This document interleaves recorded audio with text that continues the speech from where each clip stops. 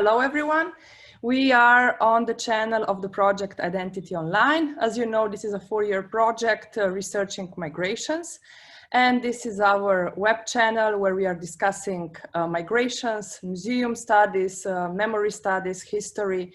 And actually we are trying to, I'm not saying answer, but to discuss different projects and different topics connected to the project Identity Online. Today, I'm very happy that we have with us Professor Mirjam Milharčič Hladnik from the Slovenian Migration Institute in Ljubljana. I would love first to introduce her and actually to tell you more about her research and her main interest of research. And actually, after the presentation, the lecture will be something around 30 to 45 minutes. There will be enough time for different questions and, of course, also answers. As I already said, we are recording, so you will also be able to see the webinar on our channel. And you're also invited for the next lectures that we are going to present till the end of the year. So, welcome everyone. Mirjam, thank you for joining us. Professor Mirjam Milharčič Hladnik is a research advisor at the Slovenian Migration Institute in Ljubljana, and she's also an associate professor at the University of Ljubljana and the University of Nova Gorica. As well, she's also a visiting professor at the University of Oldenburg and University of Stavanger. So her main research and study interests are citizenship, education, human rights, integration of immigrants, gender inequalities, historical cases of erased women in Slovenia, stories of women migrants. She is an expert on migration studies, and she's working in interdisciplinary, so ranging from oral history to different analysis of correspondence and autobiographical texts. She publishes and lectures regularly.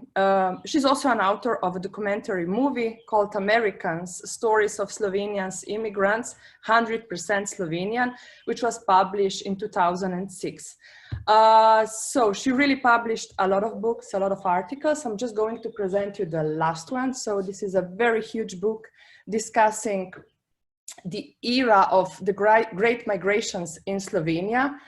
So there are, and in the book, she's covering the stories of female immigrants in the 20th century. But today, she is going to discuss with us the importance of transnational history of migration in the paradox of its absence in educational systems and museums. So Mirjam, the floor is yours, and thank you again for joining us. Thank you, Kaya, for inviting me, dear colleagues. And Kaya, good morning. I'm very happy to be with you. I will first talk about this paradox of our not knowing the history of migration. And in the second part, I will turn to my favorite material, research material, the documents of life. So first of all, I would argue that the contemporary discourse in Europe on migration is possible only because we don't know anything or not enough about history of migration as the core dynamic of our societies through centuries and today. So the discourse where migrants are suddenly something strange and of course are constructed as the others in the meaning that it never happened to us, it really is strange, is absurd.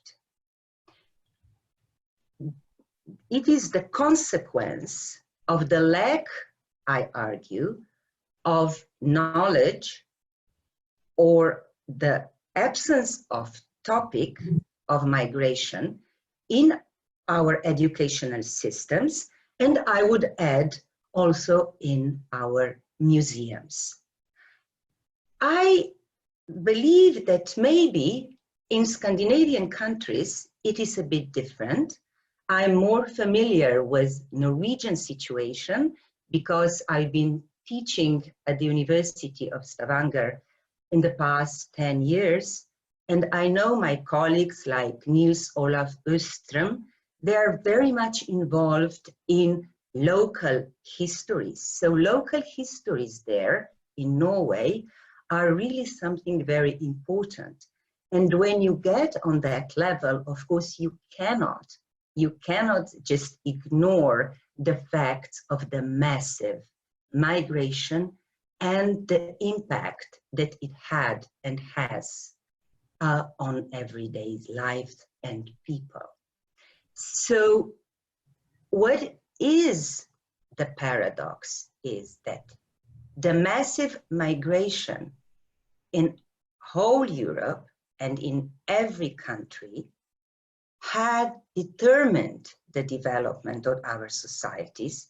It made our societies multicultural, multi-ethnic, multilingual, multi, including, of course, identities centuries ago.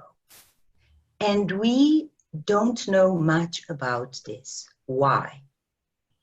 Because this migration story doesn't fit the big mega national history and national mythological foundation of nation states, which is, to put it very simply, the story of the rooted people, of the lands that we own, that they belong to us and only us, and not to those intruders, those others who are coming now.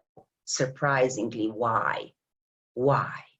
So you see, it is, of course, the educational system and national museums, and of course, we can also say media and politics, but it is this impossibility to include really on everyday level and on every level the history and contemporary history of migration, because it opens a completely different perspective. Suddenly, our connectedness, in, let's say, just Europe, but of course I can talk about the whole world, but let's just take our continent now, we don't have in common just wars. We don't have in common just these endless argues where the borders should be, where the minorities should be, who belongs where. What we share actually is the centuries-long connectedness, because people always migrated. What we are aware, in general level, is migration to America. Yes, we know that. And in the museums, you can find here and then, some luggage, some information about this, but not on the scale that actually migration was part of European history. If we only take, and contemporary history, if we only take like the mid-19th century until today, we are talking about 55 million people leaving European continent. Mid-19th century, mid-20th century, not even mentioning after the Second World War. So we are talking about huge numbers. None of the country was an exception. Nor Scandinavia, nor Lithuania, and definitely not Slovenia. We talk about 440,000 people from Slovenian territories leaving, not only to the United States. People from Europe were leaving for Brazil. Nobody knows about that. Of course, from South American countries massively. And Africa, we know about colonizers, but do we know about others? We know about buanas, about big bosses, you know, we know this from the movies, Out of Africa, whatever. But do we know about thousands and thousands of workers, 200,000 just of Italians to Egypt? Do we know about domestic workers, about women, about prostitutes, about you name it, who were endlessly leaving European continent to other continents? Do we really know a lot about forced migration, about refugees in Europe in this period? How much are we aware of the refugees during the First World War? Yes, it was 100 years, a few years ago, so maybe we know a little bit more. But do we understand the scale of it? Fine, Sweden is an exception, good. Norway, Switzerland is an exception, but the whole Europe had this and have this experience of refugees with biblical dimensions as the experts describe it. And this is just if we mention the First World War. And after it, all those millions and millions of people that suddenly didn't belong anywhere. There were no place for them anymore. They were stateless. They didn't belong because the politics changed everything. The war changed everything. The empires collapsed. And the same happened after the Second World War.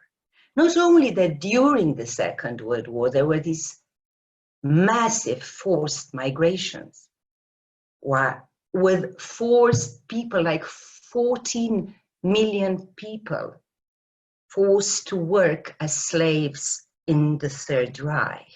Not only that, but after the war, again, just the story repeated.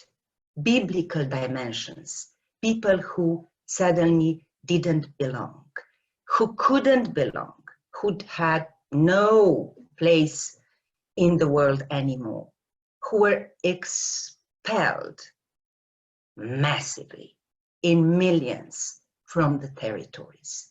Some countries have more of this kind of history than others, but we are all connected through it.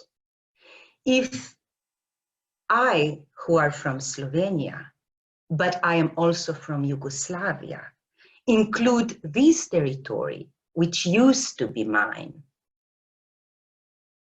then I can say we are connected even more, because the last refugees from my used to be country were Bosnians. There are big numbers in Norway, in Sweden.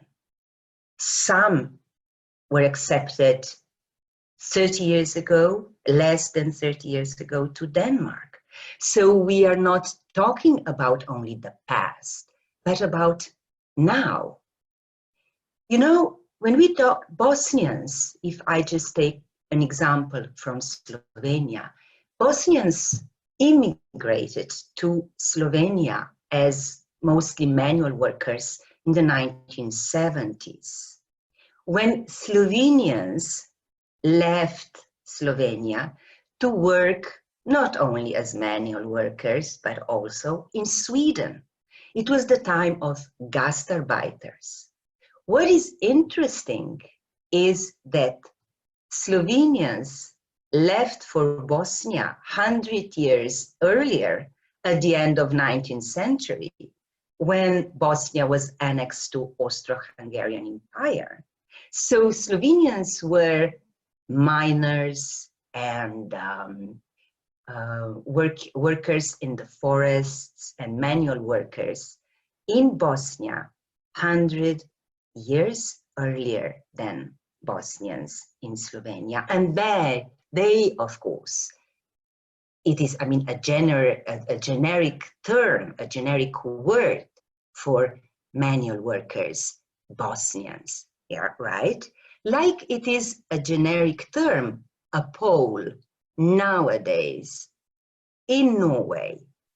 So if you need a plumber, if you need somebody to fix your roof, if you need somebody to fix something in your house, you call a Pole, or you ask your friend, can you give me the number of your pole? Just like all these thousands and thousands of domestic workers from the Philippines in Italy are nowadays called the Filipina. Our Filipina is coming today. So we, I argue, are connected with migration in a very complex ways. And we should get rid of shamefulness, of stigma of being migrant, and tell other kind of stories, sad and happy stories, but complex stories of lives. And here I would argue the main perspective or the main approach is that we understand that immigration and emigration is part of the same process, that no human being is immigrant without being emigrant, that people are coming because they left a place, and vice versa. We are immigrants, but we are coming somewhere, so we are immigrants as well at the same time. It means that the stories of migration should be always told as an integral story, meaning we cannot just say Bosnians in Norway they adapted very well. This and this percentage of their children attended university or whatever. We have to talk about Bosnia as well. We cannot just talk about Poles in England without talking about Poland, about seeing the connections on all levels, economical, political, and of course, personal and intimate, where people are always, almost always connected with each other, even if they are really, I mean, far, far away. And it can be for life, it can be for a certain period or a few years. So we have all these different levels. And when I listen, not just this, as I mentioned, discourse of moral panic, of these others that are coming and will ruin our culture and our nation and of our European Union and so on. But also when I listen to the talk about migration in these technical terms, or only technical terms, you know, economic migration. What is economic migration? I mean, political, okay, if we talk about wars. But I mean, all these other layers, all these other ways, you know, and how, of course, the destinations are important, and how migration is not physical, just physical change of the location, you know, from A to B, by plane, by ship, but whatever, but is a process, is a journey. And it has a lot to do, of course, with individuals, with their emotions, with their identities, with their feelings, with their belonging, and the transformations that are always there when we talk about migration.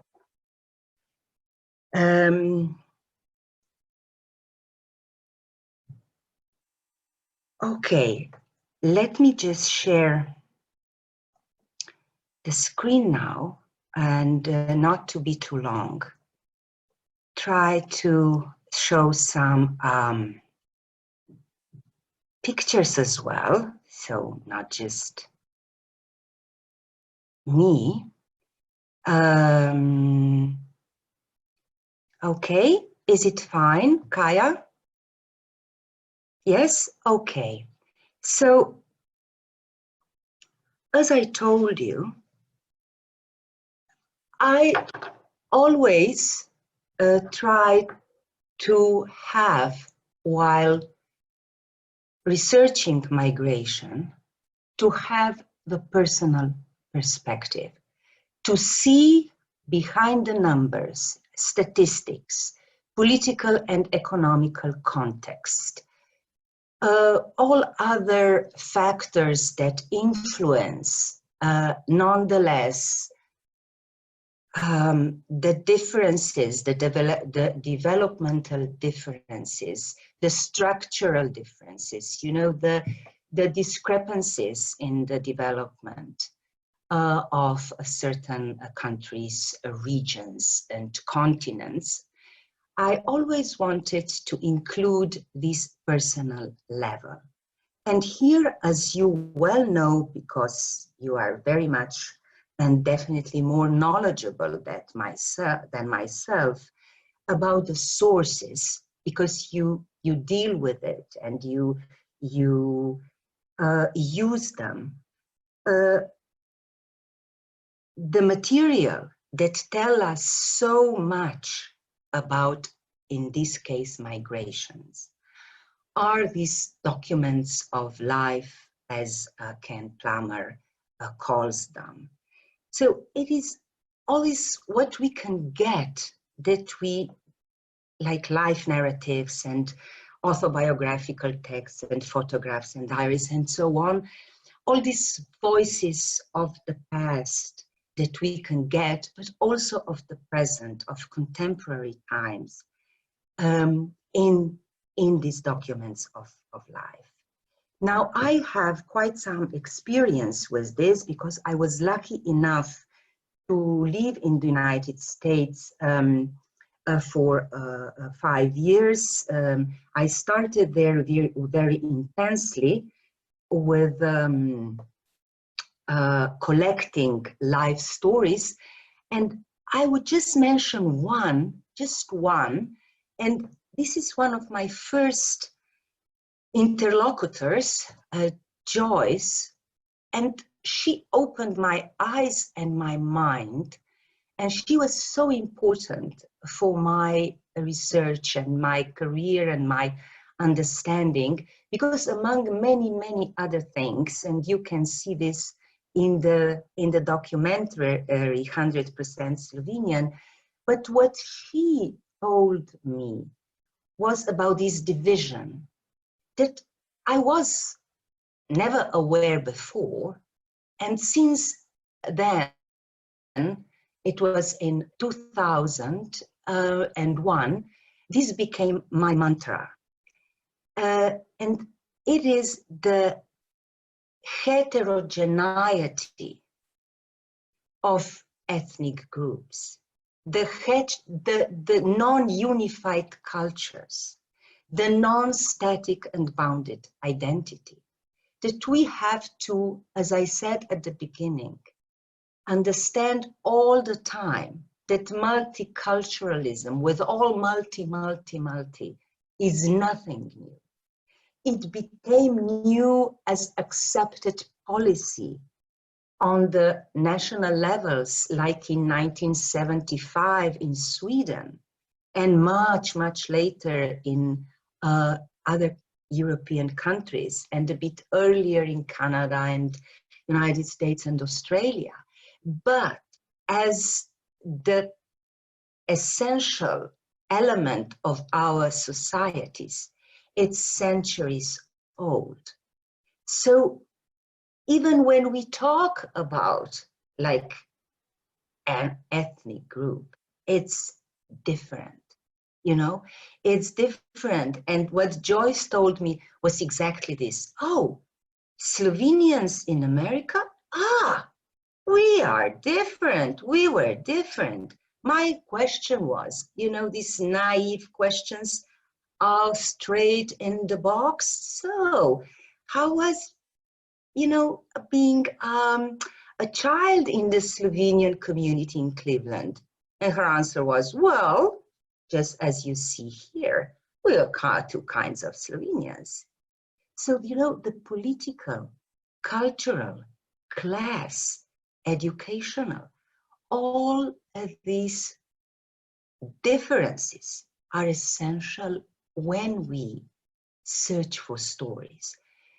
Not just individual level, but the level, all other levels that bring out the real complexity of life through all the differences that we know, you know, very well from our own lives, but somehow very often want to reduce and put into a boxes. Bosnians in Sweden, or Slovenians in Germany, Poles in, I don't know, Ireland, Romanians in Spain. Who are they? Politically, culturally, educationally, and of course, talking about gender. We won't have time about that, but that's one crucial aspect of the experience as well. And I actually focus very much on women migration and women perspective. What this life story of Joyce at the very earlier stage of my research of migration also gave me was this idea of identity, construction and reconstruction. And what is also fascinating for me, and was fascinating, is that this level of sentiments and of emotions is not something disconnected from organizational structure. It's not that when we go into what people think, feel, or when we go into really this identity level, intimate level, that we lose the bigger picture. Absolutely not. That is my experience.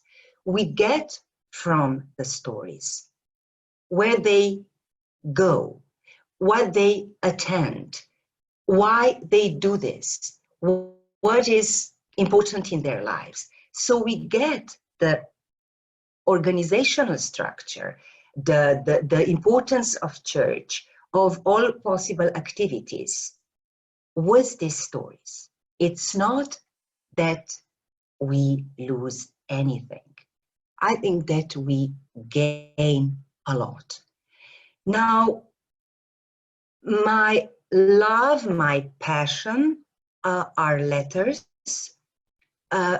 family, migrant correspondence, something that brings the voices of the people, even from the past. But of course, even today, people write letters. Even today, we can do a lot with these exchanges of everything.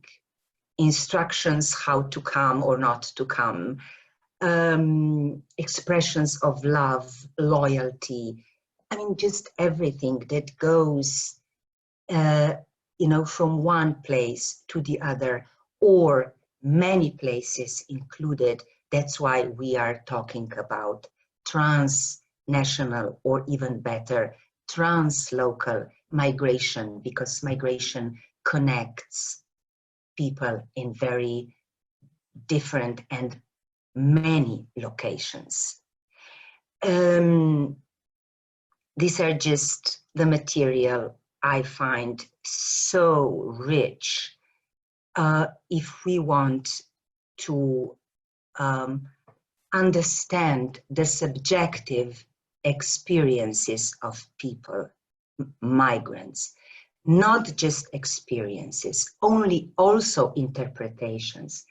If we want to understand how people define something, you know, we have boxes, oh yes, about adaptation, about assimilation, about preserving national identity or ethnic identity. You know, we have scales, we have these absurd categories like second generation migrant children. What is that? You know, we have all these labels. Okay, science needs that, but we just have to be aware that people live their lives differently out of the boxes as well. So what we get is also the interpretations. We get, as I said, informations about many things. And what is very, very much neglected, we get emotions. The material, as you very well know, is everything that can bring us the stories and the interpretations of people. When I say migrants, I would like you to understand that all the time I mean also the societies that they connect. So migrants and the people they live with in this new society. Migrants and those people that they left in their previous country. So I don't have time, or it would be ridiculous to say again and again that when I say migrant, I mean migrant in this society and that society, and maybe some other society in between, because migrants can migrate many times with children, without, with a spouse, without, alone, with a family. All, as I say, this multifaceted, complex, rich situations that we can portray, or I would say we should portray when portraying migration. Okay, let me just see how much time is left. With this approach, I think we gain a lot. We really gain a different perspective of our societies, of our world. We can easily understand that globalization, you know, this is not this big word. It's a historical fact. You know, this globalization, I mean, for centuries and centuries. So I believe that the story of migration told in this way is enriching. Not only it helps us to deal with the fear of the others, fear of the changes. It helps us to understand, first of all, our own history and contemporary situation in different ways. Yes, it can be threatening, but it can be enriching. Exchanges of not just people and goods, but ideas and all other things that, you know, we're moving and are moving globally and definitely in European content, to take this as an asset, as a gain, as something powerful that helps us very much in everyday life to understand ourselves and our identity transformations and others, and take this as a normal fact, how we are, hyphenated or connected, and how this is actually something beautiful. I would just remind you that not everybody is so happy and so lucky as people in Sweden, where they preserved, I have 50,000 letters, but maybe even more. And they were so wise that they started collecting it and preserving it already in 1907. There are not such treasures in many European countries. They are not available just like that in many European countries, Slovenia included. But in Norway, I don't know about Denmark, you have these fantastic treasures and should be used on all levels, I would say, not just national museums.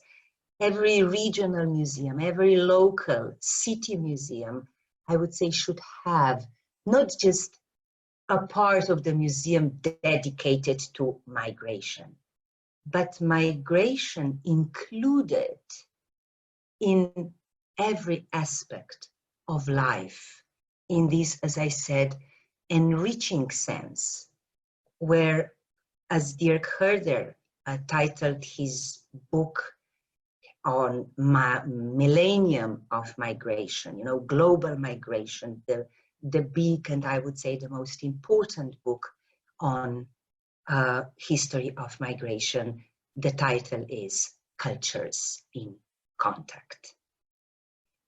I would conclude and leave some space for the discussion. And for now, just thank you very much for listening to me.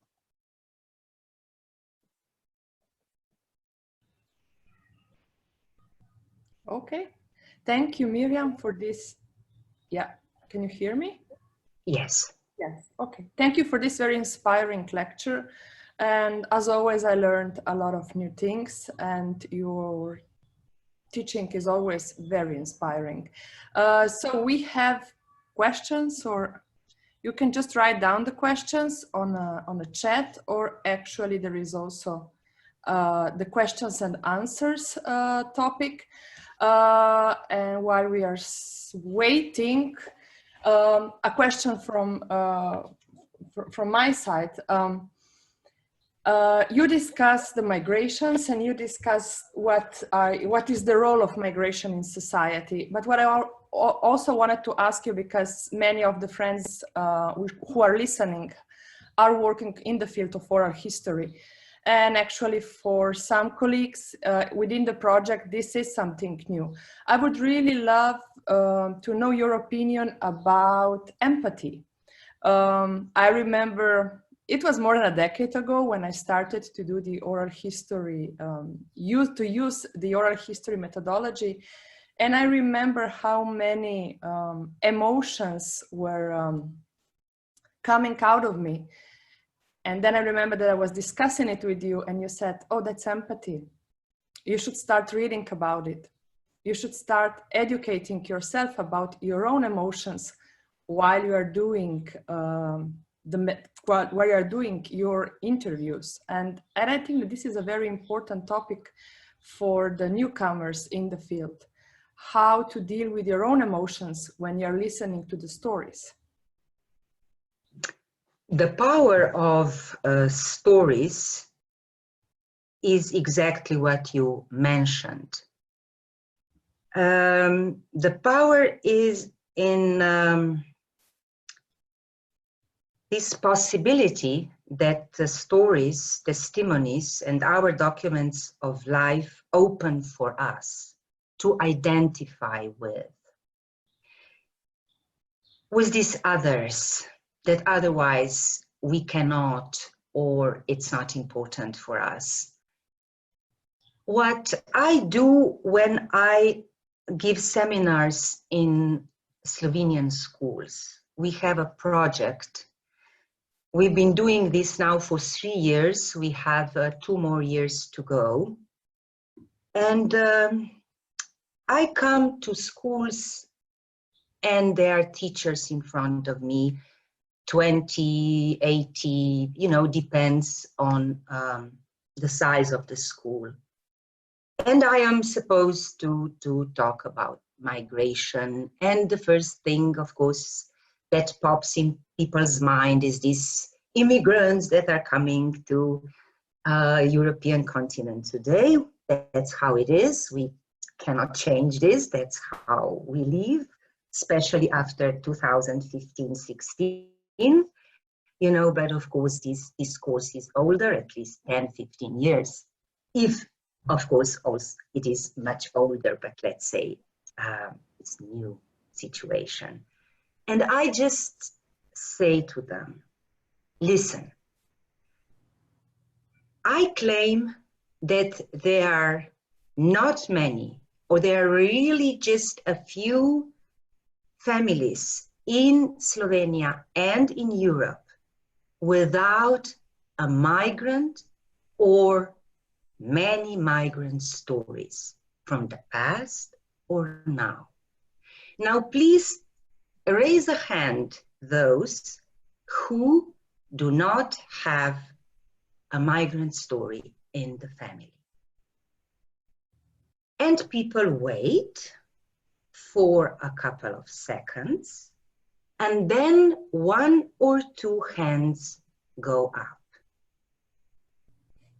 And I say, oh, good. That's just what I thought. And even you too, please check with your relatives. Check with your oldest relatives. Is it really so?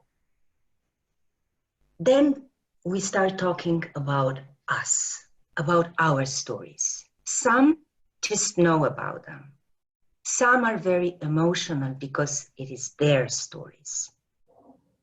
Some went through discrimination and all that, and it doesn't matter. Migration can be to the other continent, but migration can be just from one part of the country to the other, from a village to the capital or the biggest nearest city.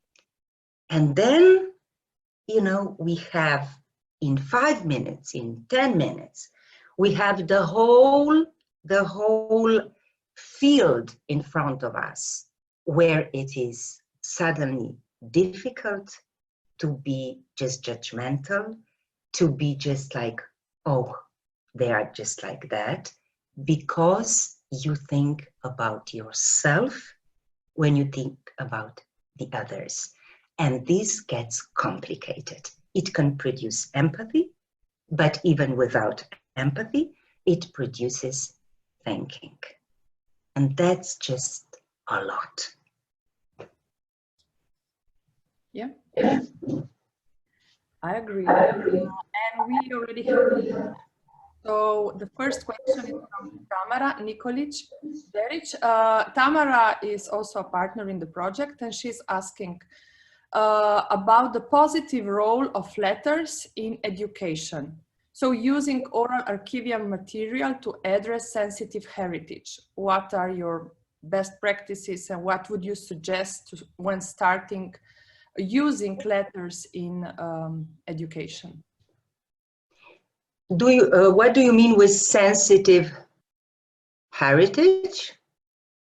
Was it the phrase sensitive heritage? Mm-hmm. Do you mean problematic historical situations, or just sensitive meaning personal?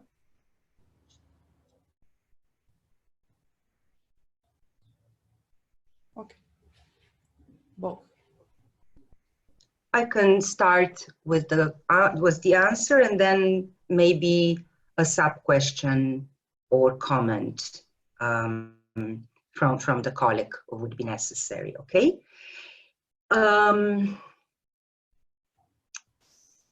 Letters for me are so important because, as I mentioned, they bring to us the voices of those who are or were part of migration process, both sides, if we are lucky. There are not many correspondences preserved where you have both sides, but if you have, that's fantastic. So you have those who left, those who stayed, those who left again, or those who joined them. And all this richness of emotions, but also not emotions just in the positive meaning like love and loyalty, but all others as well. Guilt, shame, I mean, you just name it, you know, doubts, anger.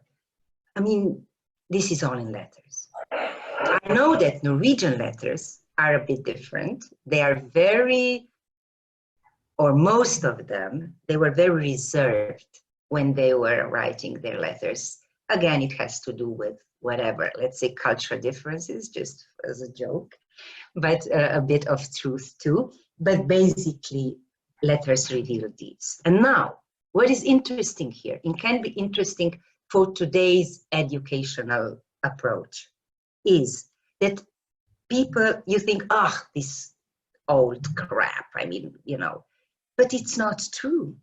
I always tell my students, it was the same in the past as it is today. People were on Facebook, on Zoom, on WhatsApp, on Skype all the time. Technology was different, but the need to be connected, the need to express your love, your loyalty, your whatever was there, just like today. Yes, now the letters are short, the letters are crypted, the letters, whatever, you know, they are click away. In the past, they were 2 weeks away, but there is no difference. They were so connected, they were so well informed, they so knew so much about each other, you know, because they wanted it. They wanted it, you know, they wanted to share. And when I say share, again, I don't mean only personal, intimate feelings and whatever expressions, but they shared ideas, right? They shared knowledge. So it's nothing new. It's the same today. And like children or young people, they can relate with this, you know, and with sensitive heritage or maybe sensitive issues, I don't know, expulsions, war, and so on, you know, it is much easier if we don't use black and white pictures, who was wrong, who was right, who was this, who was that, but to see how people cope or cope today. We have wars now, we have refugees now, we have everything that was in the past now. Now, please let me know if this was not the answer you expected.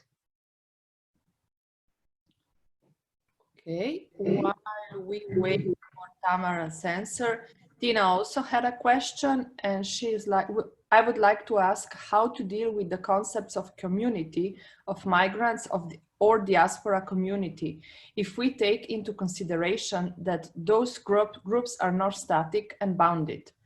And on the other hand, we have to use those concepts to be more clear, but on the other, we have to emphasize the individual perspectives and experiences.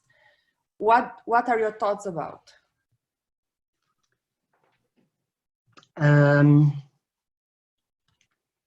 Yes, I dealt with this topic during this first oral history project that I mentioned in the United States. The title was The Role of Women in the Preservation of Ethnic Identity in Slovenian communities, no, diaspora, whatever term you prefer. I prefer community.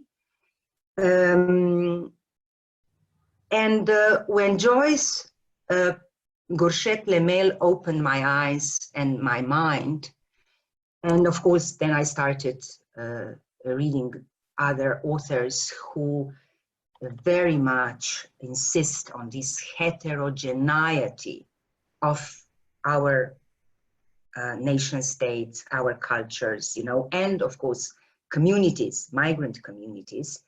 And I was very much confident. I felt really, really fine, and still do, using this approach. You know, even when I, for example, introduced all the women who really cared for the preservation of ethnic identity, you know, the differences were there. This heterogeneity was there. In which sense? In all possible senses, but definitely politically. Their organizations were always on both sides. You remember the slide, churchgoers and church non-goers, meaning they were all Catholics. I mean, no doubt about that, you know. Christians, no doubt about that, but they were very, very much divided. And that's the fact. And everything was organized according to this division, which is political, ideological division.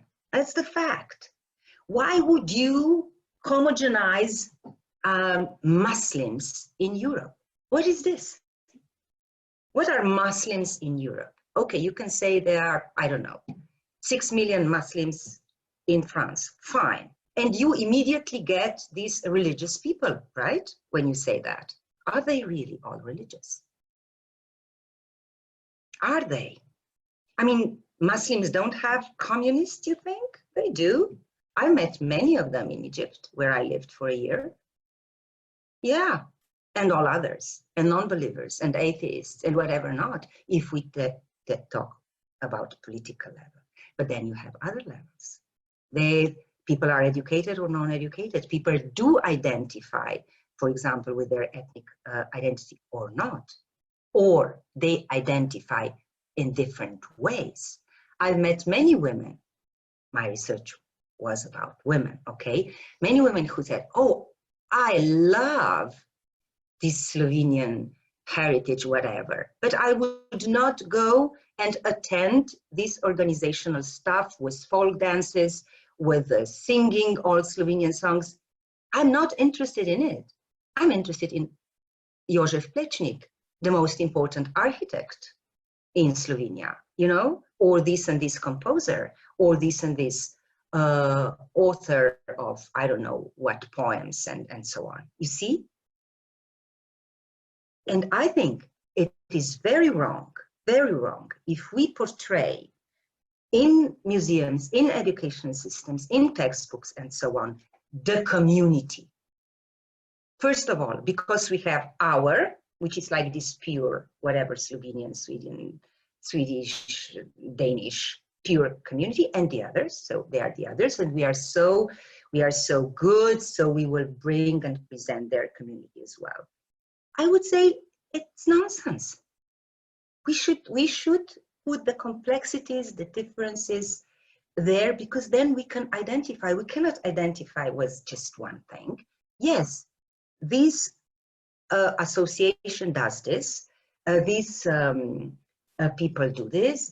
They dance. They do this. They do this. But you know, to make this folklore or this heritage, this tradition, like essential part of the, let's say, ethnic or migrant communities, it's unfair. It's not just untrue, it's really unfair. Why would you treat them as non-modern? Huh? Are they modern? I mean, you know, and when you do this from this perspective of heterogeneity, it's really fun. You get all kinds of stuff. You get very different people, very different stories. And here we can identify because we are the same. Yeah, I don't like Slovenian folk or whatever, you know, traditional music. I don't dance to it. I mean, I think it's crap. I can easily identify with somebody from, I don't know, Syria, who also doesn't care for this traditional music, but is into rap. And especially young people. They need this, right? They don't want to be told this simple, you know, stories, because they know somehow, they feel, they are more, I would say, sensitive, you know, that this is kind of fake.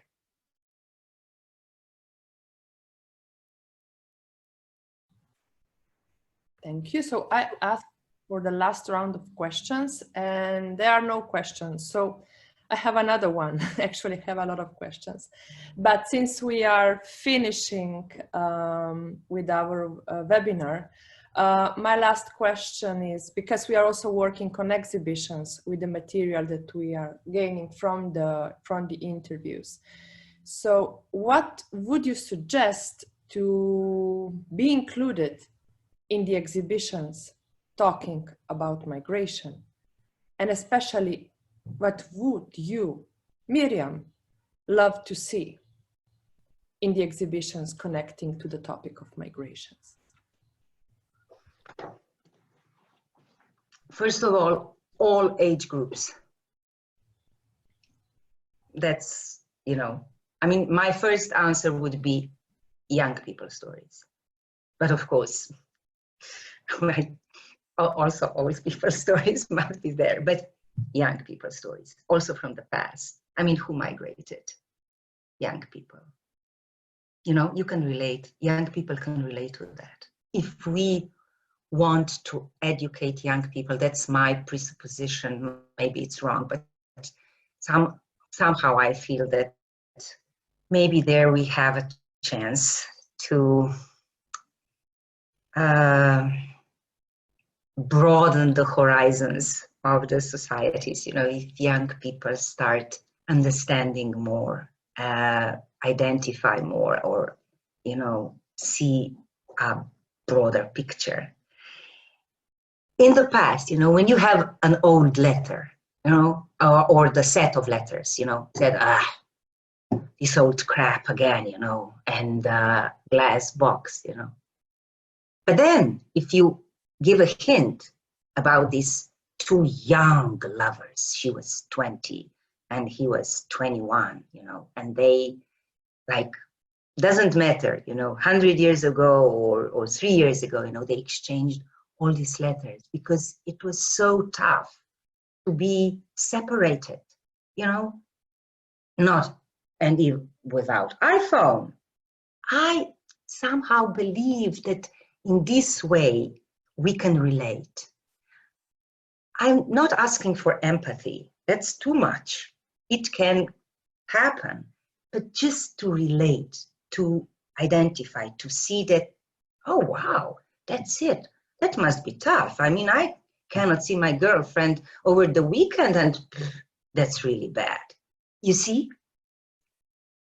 To use all this material in this way, like, for example, me, I mean, I have so many, yes, love letters, but not only this, of course, there are these letters of caring for your parents, for your mother, you know, all these postcards, you know, of friends saying, oh, my dear friend, I miss you so much. Why don't you come? Please come over. So, you know, all spectrum of emotions, but also with the exhibitions of today, you know, bring young people in, bring their stories of belonging, of identity, of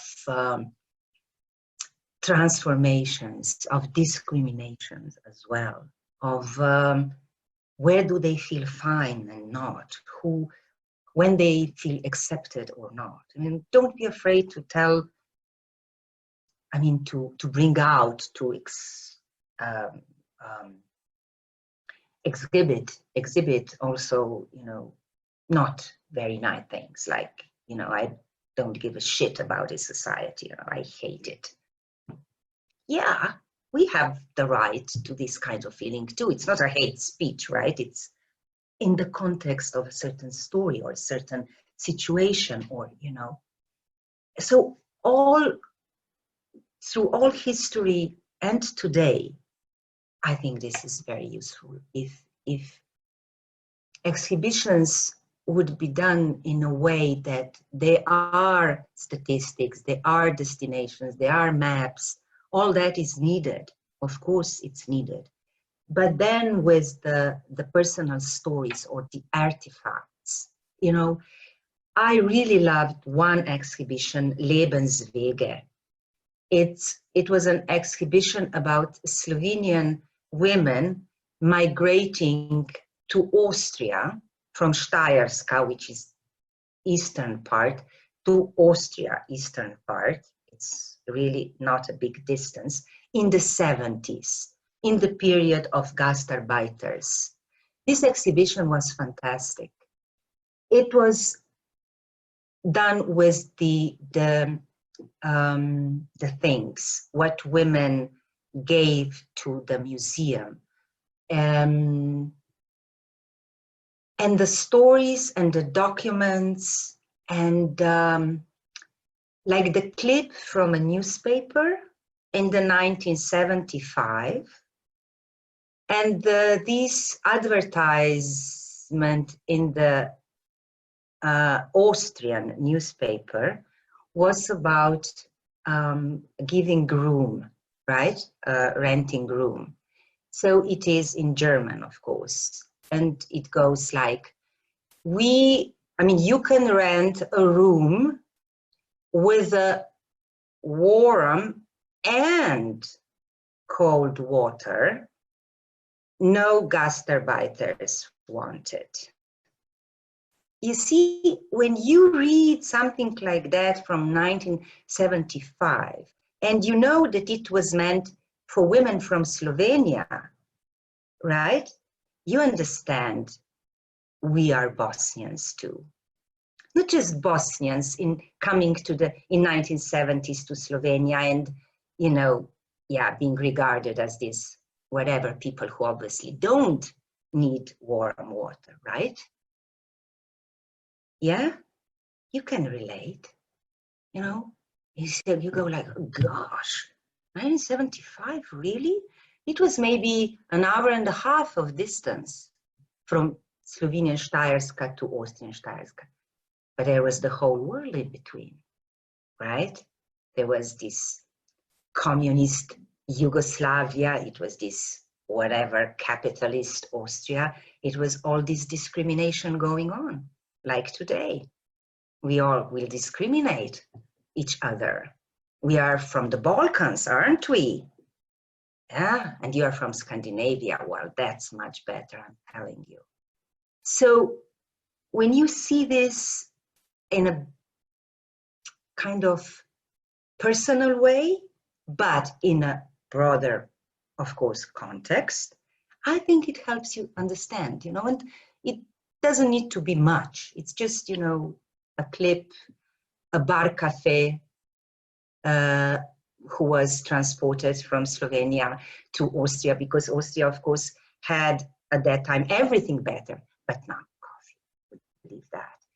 Or, I don't know, the plants of basilicum transported by Greek migrants to Germany, because basilica, I mean, how can you live without basilicum? And this basilicum has to be from the yard of your mother.